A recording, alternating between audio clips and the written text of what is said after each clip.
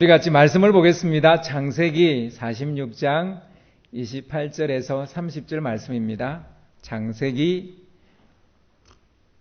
46장 28절에서 30절 말씀입니다. 제가 한 절, 여러분 한 절, 30절은 같이 읽겠습니다. 야곱이 유다를 요셉에게 미리 보내어 자기를 고센으로 인도하게 하고 다 고센 땅에 이르니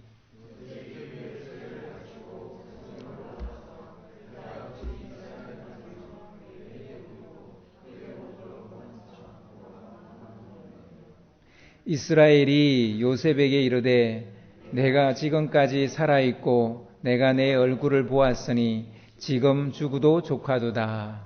아멘. 성경 인물 중에서 출생, 유년 시절, 청년 시절, 그리고 결혼, 또 장년의 시기와 그리고 노년 시기, 그리고 죽음까지 한 사람의 일대기를 모두 다 기록하고 있는 사람은 야곱과 다윗뿐입니다. 그만큼 이스라엘에서 이 두 사람이 차지하는 비중이 크고 유의미하다라는 것이죠. 오늘은 두 사람 중에서 야곱에 대해서 함께 살펴보려고 합니다. 특별히 야곱의 꿈에 대해서 여러분과 같이 나누려고 합니다. 야곱의 이야기 중에서 그를 가장 잘 표현한 말씀을 하나 고르라. 그렇게 저한테 말한다면 저는 창세기 32장 26절을 뽑을 것입니다. 같이 한번 읽어보겠습니다. 창세기 32장 26절입니다. 그가 이르되 날이 세려하니 나로 가게 하라. 야곱이 이르되 당신이 내게 축복하지 아니하면 가게 하지 아니하겠나이다. 가장 야곱을 잘 알 수 있는 구절. 야곱이 이런 사람이구나 라고 말해 줄 수 있는 구절이 저는 이 구절이라고 봅니다. 축복을 받을 수만 있다면 죽어도 당신을 놓지 않겠다는 거예요. 축복만 해준다면, 안 해준다면 절대로 놓지 않겠다는 거예요. 축복해준다면 놓겠다는 거예요. 바로 이게 야곱입니다. 축복받는 일이라면 상대의 약점을 공략해서 야비한 거래를 성사시키는 것점은 야곱에게는 일도 아닙니다. 축복을 얻는 일이라면 아버지를 속이는 것도 마다하지 않았습니다. 야곱의 꿈은 장자권을 차지하는 것입니다. 욕심이 끝이 없다 그러잖아요. 야곱은 이 장자권에 만족하지 않습니다. 그는 어머니와 공모해서 형 에서에게 돌아갈 아버지의 축복까지도 가로챘습니다. 야곱은 어머니의 뱃속에 있을 때부터 첫째가 되고 싶어서 안달이 났던, 그래서 형의 발목을 잡고 노는 그런 사람이 야곱입니다. 그는 야복강 나루트에서 하나님의 사자와 밤새 씨름하다 고관절이 위골이 되었지만 축복해 주지 않으면 떠나는 당신을 절대 놓지 않겠다는 거예요. 그렇게 우겨댔습니다. 원하는 것을 얻을 때까지 끝까지 가겠다. 이게 바로 야곱의 정신이고 그의 삶이에요. 이 말이 야곱에게 가장 잘 어울리는 말일 것입니다. 도대체 야곱은 축복을 받고 싶어하는데 그가 받고 싶어하는 축복이 뭘까요? 무엇을 얻기 위해 이렇게 전투적인 자세로 그는 살았던 것일까요? 그가 말하는 축복받는 것이 아니었다면 구차하게 팥죽 거래를 했겠어요? 팥죽 쓰고 있었겠어요? 그게 축복받는 일이 아니었다면 팥죽 같은 거 쓰지도 않았을 거예요. 축복받는 것이 아니었다면 굳이 아버지까지 속이는 파렴치한이 되지는 않았을 것입니다. 야복강 나루트에서 밤새 씨름했던 이가 하나님의 사자라는 사실을 알게 되었을 때 끝까지 물고 늘어진 것은 바로 이 축복받기 위함이에요. 그렇습니다. 야곱을 쉬지 않고 뛰게 만들었던 것, 그것은 축복이에요. 식지 않는 열정을 그에게 불어넣었던 것도 축복입니다. 도대체 그가 받고 싶어하는 축복은 무엇이었을까요? 우리는 우리 아이들에게, 여러분 주위에 있는, 우리 집에 있는 우리 아이들, 또 여러분 주위에 있는 아이들을 보면서 야곱의 그림자를 보게 됩니다. 야곱의 그림자. 우리 아이들의 꿈은 축복이죠. 그 축복은 성공으로부터 오는 것이라고 굳게 믿고 있습니다. 성공을 위해서 오늘도 쉬지 못하고 우리 아이들은 뭔가를 지금 하고 있습니다. 이 코로나 사태 가운데서도 학원은 다니고 있죠. 야곱에게서 오늘을 살아가는 우리 아이들의 원형을 보게 되는 것이죠. 태어날 때부터 서열과 경쟁에 내몰린 우리 아이들의 모습을 우리는 보고 있습니다. 야곱이 그랬어요. 그는 뱃속에서부터 서열과 경쟁에 사로잡혀 있었던 사람이에요. 근데 아이가 그런 생각을 안 가질지는 몰라도 부모들은 그런 생각을 가지는 것 같아요. 이미 뱃속에 있을부터 우리 아이는 이미 서열이 저 앞에 있어야 되는 거고 경쟁에서 이겨야 되는 아이로 이미 부모가 그렇게 생각하고 뱃속에서 이미 있을 때부터 이미 부모들이 그렇게 생각하고 있죠. 성공하기 위해서 끊임없이 스펙을 쌓는 우리 아이들을 우리는 보고 있습니다. 그렇게 해서 1등이 되고 경쟁에서 이겨서 그래서 무엇을 얻었을까? 속임수와 야비한 방법을 써서 얻은 것은 과연 무엇이었을까? 야곱이 얻은 것은 형제지간의 원수가 된 것뿐이에요. 많은 분들이 저희 집 애기 3명을 보고 좀 수상하게 생각해요. 너무 잘 지내니까. 그러니까 어딜 가도 이상하게 생각해요. 참 다른 건 몰라도 저희 3명이 참 잘 지내요. 이 감사한 일이죠. 근데 의외로 많은 집에 자녀들끼리 원수까지는 아닌데 잘 안 지내는, 누가 그러더라고요. 지난주에 누굴 만났는데 집에 가면 형제들을 서로 대할 때 투명 인간 대하듯 대한대요. 집에 들어오는지 마는지 전혀 신경 안 쓴대요. 그런 가정이 의외로 많이 있는 것 같아요. 야곱은 자기를 죽이겠다고 길길이 날뛰는 형의 눈을 피해서 태어나고 자란 집을 떠나야만 했습니다. 생명의 위협을 느꼈어요. 그리고 이별해야 되는 아픔을 겪고 있습니다. 생활 터전을 잃었습니다. 야곱은 뱃속에서부터 경쟁하고 서열에 사로잡혀서 뭔가를 얻으려고 술수를 쓰고 야비한 거래를 하고 막 그렇게 했는데 그가 얻은 건 뭡니까? 생명의 위협이에요. 그가 얻은 건 뭡니까? 이별의 아픔이에요. 부모를 떠나야 돼요. 그가 얻은 건 뭡니까? 생활 터전을 다 잃고 도망자가 돼야 되는 거예요. 프랑코 베라르디라는 이탈리아 철학자가 있는데요. 옛날 철학자가 아니고 요즘 철학자예요. 이 사람이 한국에 와서 몇 년 살아보고 한국 사회를 진단을 했어요. 그가 이렇게 한국 사회를 4가지 특징으로 규정을 하는데요. 첫째는 한국이라는 나라는 끝없는 경쟁을 하는 나라다. 경쟁의 끝이 없는 참 슬픈 사회다라는 거예요. 대학교 들어가면 이제 경쟁 안 할 줄 알았는데 그것도 아니에요. 아니 직장 들어가면 경쟁 안 할 줄 알았는데 그것도 아니에요. 심지어는 다 은퇴하고 동호회에서 등산 가는데도 등산하면서도 경쟁해요. 먼저 산꼭대기 올라가려고. 예, 경쟁을 해요. 왜 경쟁하는? 정말 한국 사람 특이하대요. 끝없는 경쟁을 한다는 거예요. 둘째, 극단적 개인주의가 판을 친대요. 자기가 많은 나라를 다녀봤지만 대한민국, 한국처럼 이렇게 극단적 개인주의가 있는 나라가 흔치 않대요. 그 서구보다도 유럽보다 훨씬 더 개인주의가 돼버린 거예요. 그리고 셋째는 일상의 사막화라는 겁니다. 삶을 즐기는 이탈리아 사람으로서 이 한국인을 바라볼 때 한국 사회는 삭막하기 짝이 없다는 거예요. 광야가 따로 없고 황야가 따로 없다는 거예요. 이번에 코로나 사태 때요, 재밌는 동영상을 저희 아들이 저한테 보여줬어요. 이탈리아 사람들인데 이 사람들이 봉쇄령이 떨어지니까 베란다에 나와서 베란다에서 공연을 해요.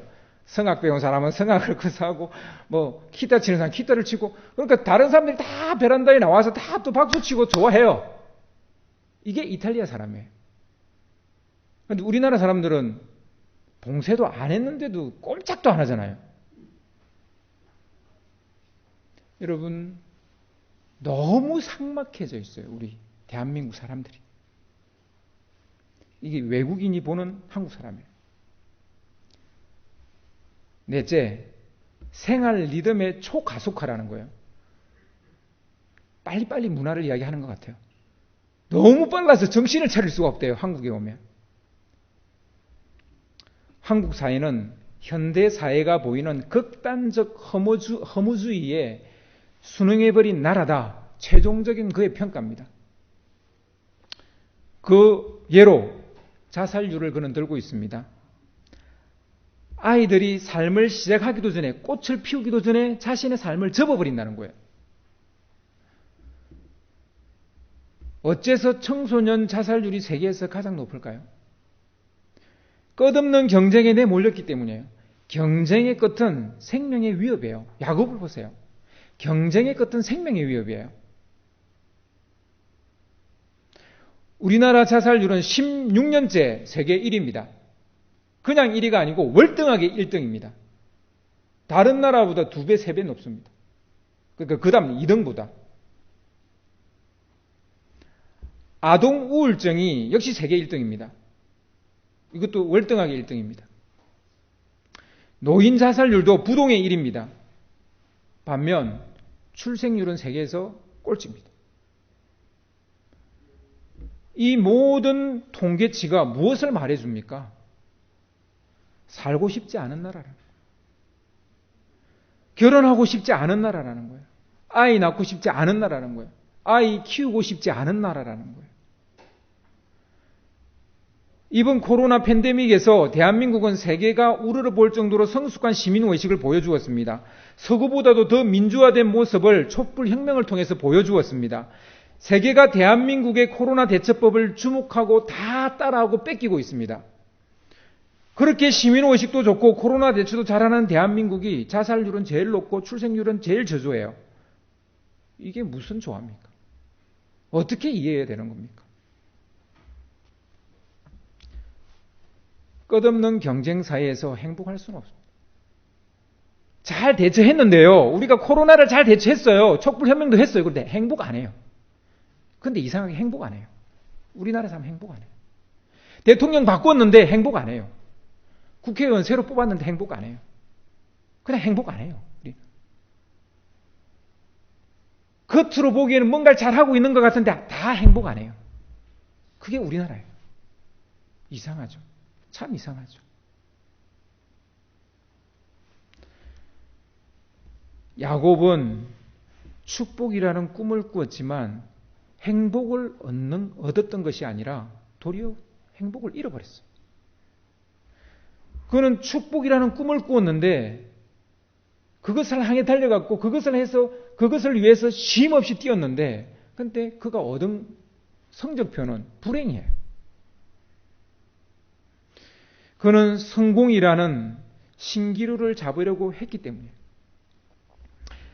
야곱의 첫 번째 꿈은 이 야복강에서 마무리가 돼요. 야곱은 꿈이 딱 2개가 있었는데 첫 번째 꿈은 이 야복강에서 마무리가 돼요. 야곱의 이야기는 야복강 전과 후로 나누어집니다. 야곱은 축복을 성공하는 것이라고 착각을 했어요. 1등하고 무엇이든지 소유하는 것이라고 생각을 했어요. 그게 축복이라고 생각했어요. 하지만 하나님은 축복은 경쟁에서 이기는 것이 아니라 화목하게 되는 거라는 거예요. 에서와 야곱이 서로 화목하게. 그래서 이 야복강에서 서로 화목하게 되죠. 그래서 야곱은 꿈을 여기서 수정을 하게 된 거죠. 꿈은 야곱의 꿈, 야곱이 생각하는 그 축복은 경쟁에서 이기는 게 아니고 1등하는 게 아니고 화목한 거예요. 서로 용서하고 용서해주고 서로 용납하고 용납해주고 그런 행복이 진정한 축복이고 그게 꿈이라는 거예요. 하나님은 그렇게 야복강에서 야곱의 꿈을 수정을 해주십니다. 야곱은 야복강에서 자기의 소유를 드디어 나누기 시작합니다. 야곱이 뭔가를 준다라는 것은 항상 조건이 있어요. 장자권을 주면 내가 팥죽을 주겠다. 근데 이번에는 그런 거 없어요. 그냥 에서에게 자기의 재산을 떼서 줍니다. 안 받겠다는 에서를 억지로 줍니다.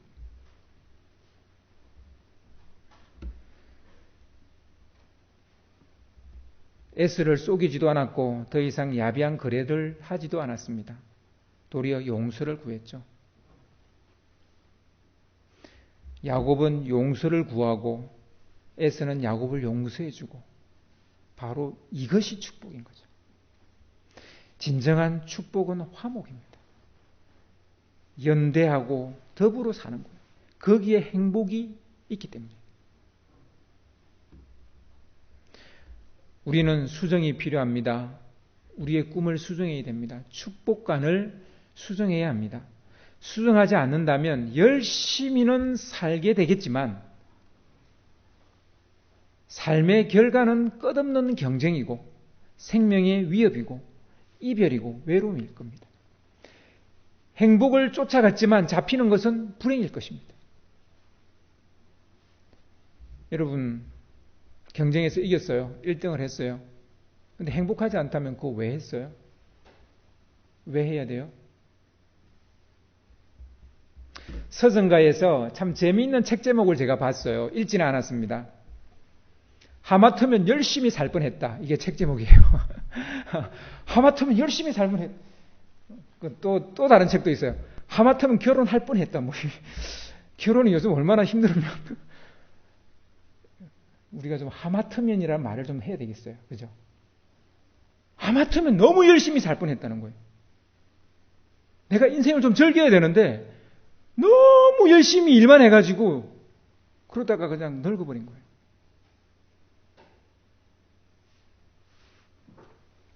호스피스로 일하는 사람들을 대상으로 연구한 결과를 보면 참 흥미롭습니다. 사람들이 죽을 때 가장 많이 하는 후회가 몇 개 있는데요. 그 중에 하나가 열심히 일한 것을 후회한대요. 내가 너무 열심히 일했다는 거예요. 뭘 위해서, 이제 죽음 앞에서 느끼는 건 거고, 내가 뭘 위해서 이렇게 열심히 일했지? 그리고 가족과 많은 시간을 보내지 못한 것을 후회한대요. 가족과 많은 시간을 보내지 못한 것. 뭐 둘 다 사실 연결된 거죠. 열심히 일하다 보니까 가족과 함께 하지 못한 거죠. 축복은 성공이나 소유가 아닙니다. 서로 화목하게 사는 것이 축복이에요. 서로 공유하고 연대하는 것이 축복이에요. 축복은 경쟁에서 이기는 것이 아닙니다. 끝없는 만족을 추구하는 것이 행복이 아니에요. 축복은 서로 화목하게 지내는 것이고 행복은 자족하는 비결입니다. 행복은 만족을 채워서 오는 게 아니라 내가 자족할 때 행복해지는 거예요. 왜냐하면 만족은 끝이 없기 때문에. 이거 하나 얻으면 저거 하나, 장자권 얻으면 그 다음에는 축복권 얻고 싶고 라헬을 얻고 나면 레아도 얻고 싶고 이렇게 되는 거예요. 이것을 우리는 성숙함이라고 말합니다.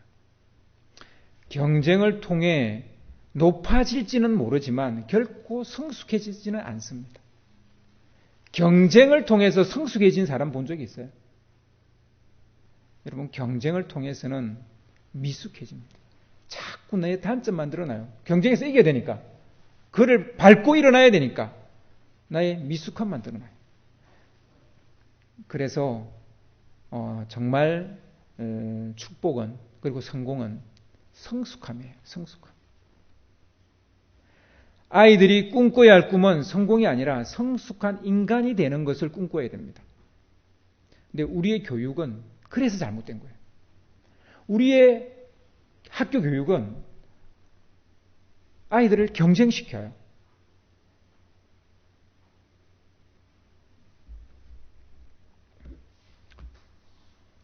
우리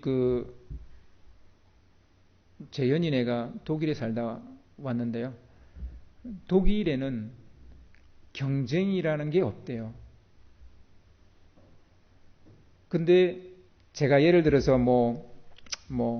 에티오피아나 방글라데시나 이런 나라가 경쟁이 없다 그러면 뭐야 이렇게 할 것 같아요.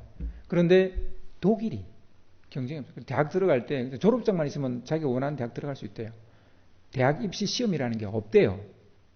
제가 독일에 안 살아봐서 모르겠는데 그렇대요. 그리고 대학도 자기 가고 싶을 때 가면 된대요. 고등학교 졸업하고 바로 안 가도 된대요. 등록금도 안 낸대요. 와.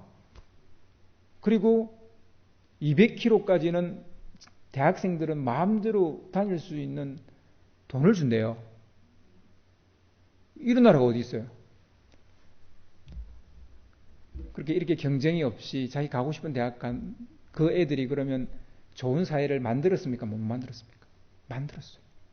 독일은 경쟁이 없는데 세계에서 탑이에요.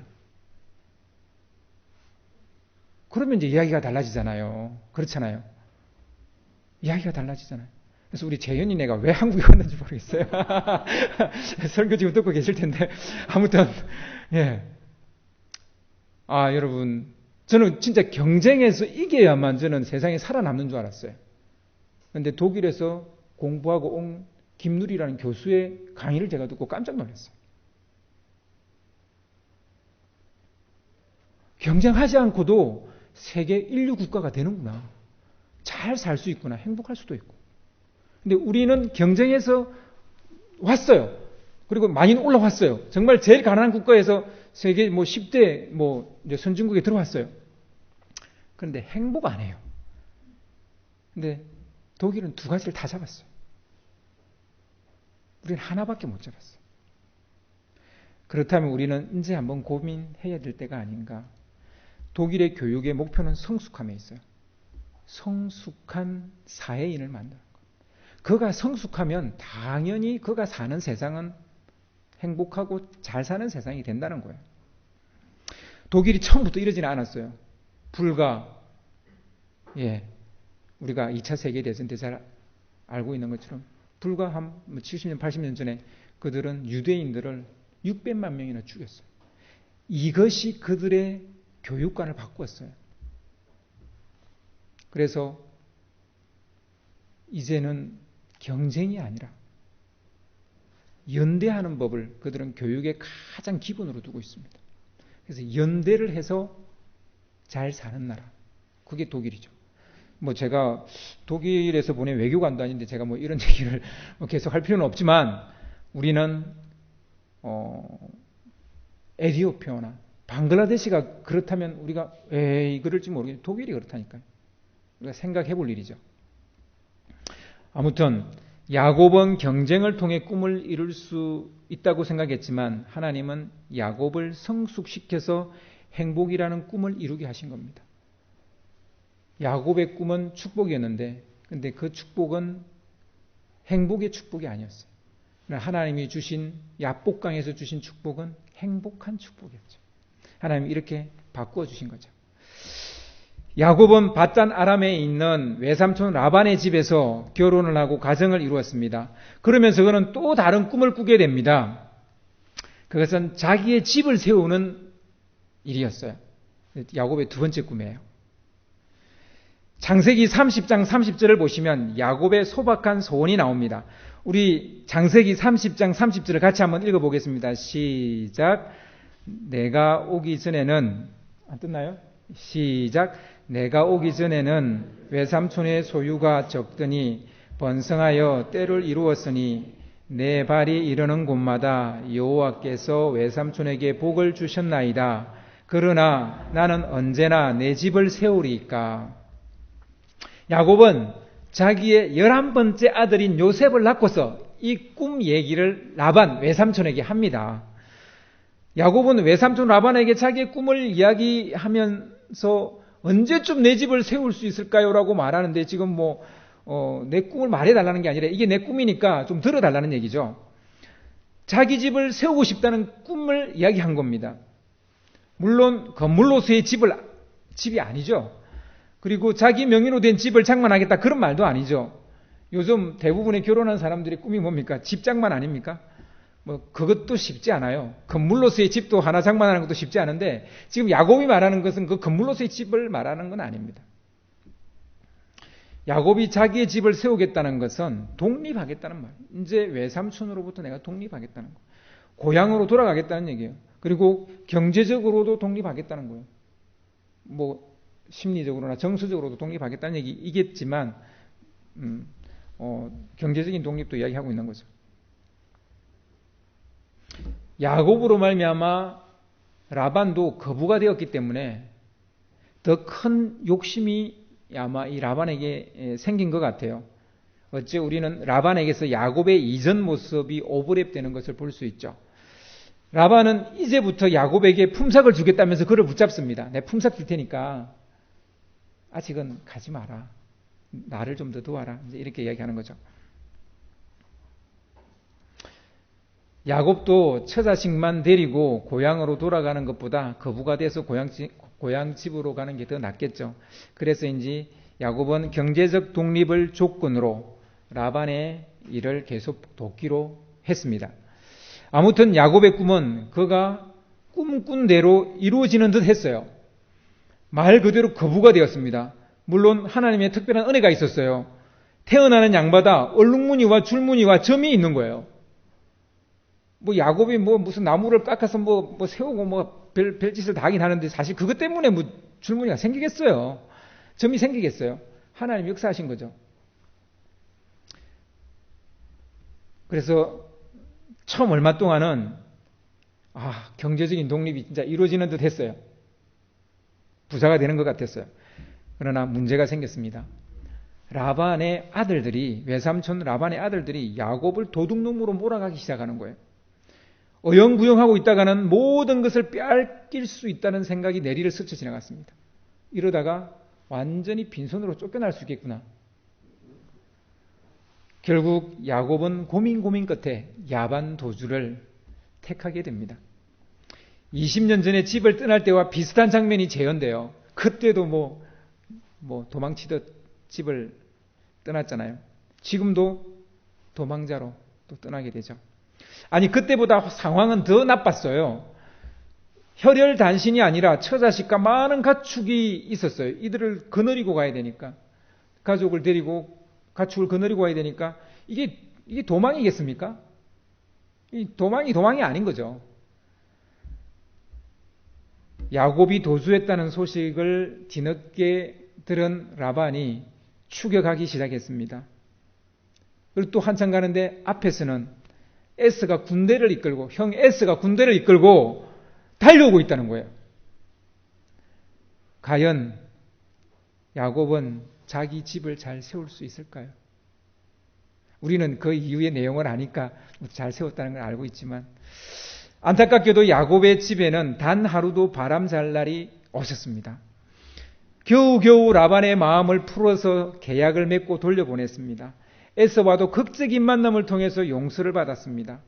그렇게 큰 고비를 넘겼음에도 불구하고 야곱의 꿈은 조금씩 더 희미해져 갔습니다. 세겜에서 하나밖에 없는 딸 디나가 강간을 당한 아픔을 겪는 거예요. 눈에 넣어도 아프지 않을 딸을 그렇게 어려움을 겪게 된 거죠. 세겜에서 터줏대감들이 된 그들이 일종의 터세를 부린 거죠. 그 터세에 치여 항의조차 할 수 없었을 때 세상 물정 모르는 아들들이 속임수를 써서 세겜 사람들을 또 다 죽여버려요. 남자들을. 아이들의 이 어처구니 없는 행동으로 말미암아 야곱은 단번에 가나안 족속들의 적으로 서게 됩니다. 야곱은 다시 또 도망치듯이 베델로 올라갔습니다. 위기의 연속이죠. 산 하나 넘으면 또 산 있고, 자기 가족을 세우는 게, 자기 가정을 이렇게 세우는 게 꿈인데, 자기 집을 세우는 게 꿈인데, 가정 안에는 더 많은 문제들만 계속해서 생기는 거예요. 여러분, 가정을 세우는 것이 이렇게 어려운 일이에요. 그러나 그럴 가치가 있는 일이에요. 그렇게 도망치듯 고향으로 돌아가던 중에 야곱은 자기가 가장 사랑하는 아내 라헬을 잃습니다.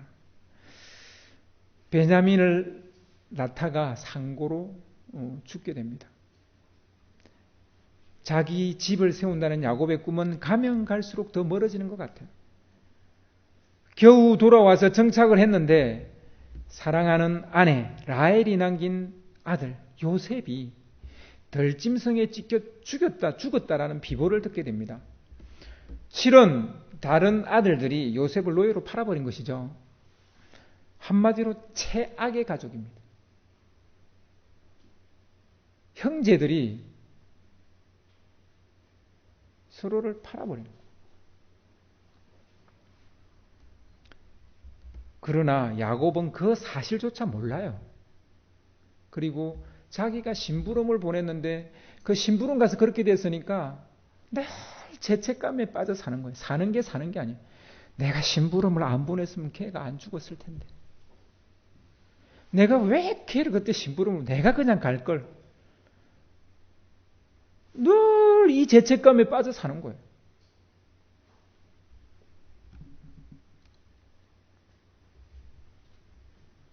여러분, 야곱은 자기 집을 잘 세우고 있습니까? 그 꿈은 가면 갈수록 더 멀어져 가고 있는 것처럼 보입니다. 가나안 땅에 이제 흉년이 또 들었어요. 설상가상으로 흉년이 들어서 먹을 양식이 없는 거죠. 그래서 애굽으로 양식을 구하러 아들들을 보냈습니다. 그런데 일이 꼬여서 간첩으로 몰려서 아들 시므온이 볼모로 붙잡혔다라는 거예요. 그리고 시므온도 애굽 갔다가 돌아오지 못했어요. 야곱의 입장에서 또 다른 한 아들이 사라져버린 거죠. 그리고 베냐민까지 잃게 생겼어요. 베냐민을 데리고 와야 시므온을 풀어주고 양식을 팔겠다는 겁니다. 야곱에게 베냐민은 누굽니까? 야곱에게 베냐민은 라헬이에요. 야곱에게 베냐민은 요셉이에요. 그가 그렇게 사랑했던 아내, 그렇게 사랑했던 아들을 잃고 그 동생 하나만 남아있는 거예요. 그 아이만 바라보고 지금 살고 있는 거예요. 근데 그 아이를 보내야 된다는 거예요. 가면 올지 안 올지도 모르는 거죠.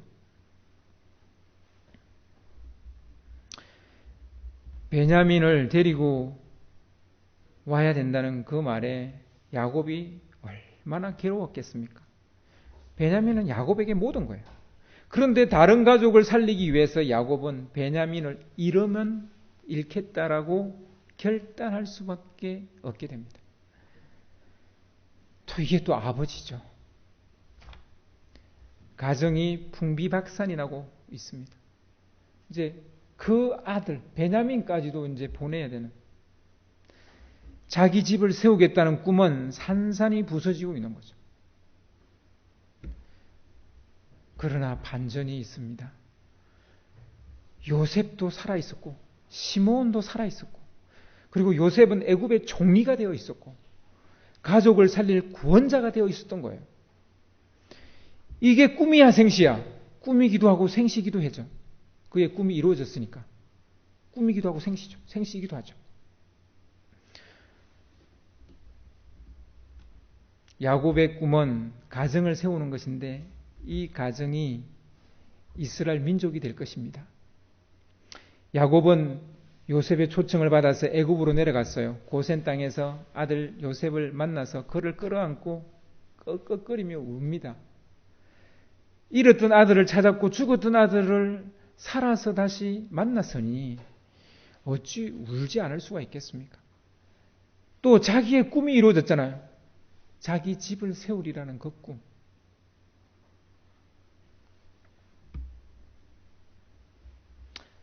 야곱은 사실은 되게 울보예요. 진짜 울보예요. 성경은 그가 울었던 장면을 3번이나 기록하고 있는데요. 창세기 29장 11절을 보면 혀를 단신으로 도망치듯 바단 아람으로 가서 자기의 혈족 라헬을 만나게 될 때 그때 웁니다. 그는 라헬을 보고 그녀에게 입맞추고 소리내어 막 웁니다. 야곱이 얼마나 힘든 시간을 보냈는지를 가늠할 수 있는 장면이죠. 처음으로 부모님을 떠나서 그 험난한 길을 가서 자기의 혈족인 라헬을 만난 거예요. 그러니 이 북받쳐 오른 거죠. 그리고 창세기 33장 4절을 보면 야복강 나루트에서 에스가 달려와서 그를 맞이하고 안고 목을 어금 맞추고 야곱과 입 맞추고 서로 울었다라고 기록하고 있습니다. 평생 사라지지 않던 마음의 엉어리. 그 에스의 문제가 풀어지는 순간이죠. 그때 응응하고 또 우는 거예요. 마지막으로 바로 오늘 이 말씀 창세기 46장 29절을 보면 야곱이 죽었다고만 생각했던 요셉이 살아있고 그를 살아서 만났으니 너무너무 행복해서 목을 어긋맞춰 안고 얼마 동안 울었다 이렇게 기록하고 있습니다. 여러분, 야곱의 인생은 평탄하지 않았어요. 눈물로 흥건히 적셔져 있는 그런 인생이었어요. 야곱의 가정도 평탄하지 않았어요.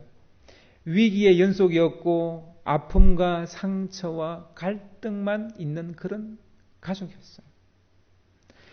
야곱의 인생과 가정이 눈물과 상처 범벅인 것은 사실은 그가 잘못된 꿈을 꾸었기 때문이에요. 그는 축복을 성공이나 소유로 생각했기 때문이에요. 가정을 세우는 것을 경제적인 독립으로 생각했기 때문이에요. 개인이든 가정이든 축복은 화목입니다. 성공은 성숙한 인격체가 되는 거예요. 행복한 가정은 서로 용서하고 받아들이는 그런 가정이 행복한 가정이에요. 행복은 그냥 세워지지 않는 거예요. 저절로 하늘에서 뚝 하고 떨어지는 게 아니에요. 눈물과 땀이 있어야 되는 것이고 대가 지불이 있어야 건강한 가정, 행복한 가정이 되는 거예요. 우리의 꿈은 성숙한 사람이 되는 것이고 행복한 가정을 세우는 것입니다. 직업 아니에요. 소유 아닙니다. 여러분의 꿈은 뭡니까? 여러분의 꿈은 여러분 야곱의 꿈 그러니까 뭔가 뭐 대단할 거라고 여러분 생각하세요? 아니요. 야곱의 꿈은 자기가 성숙된 사람이 되는 것, 그리고 행복한 가정을 세우는 것. 이게 꿈이에요. 여러분, 선교도 전도도 아니었어요. 사실은 여러분 가정을 잘 세우면 그게 바로 선교고 전도예요. 야곱이 요셉을 끌어안고 실컷 울고 난 다음에 한 말을 우리가 기억해야 됩니다. 내가 지금까지 살아있고 내가 너의 얼굴을 보았으니 지금 죽어도 조카도다. 이제 죽어도 여한이 없다는 말입니다. 야곱은 이 말을 할 수 있었던 것은 그가 꿈을 이뤘기 때문에. 그는 개인의 행복을 찾았으며 행복하고 건강한 가정을 세웠습니다. 야곱을 가장 잘 표현한 말씀은 창세기 32장 26절이 아니고요. 바로 46장 30절입니다.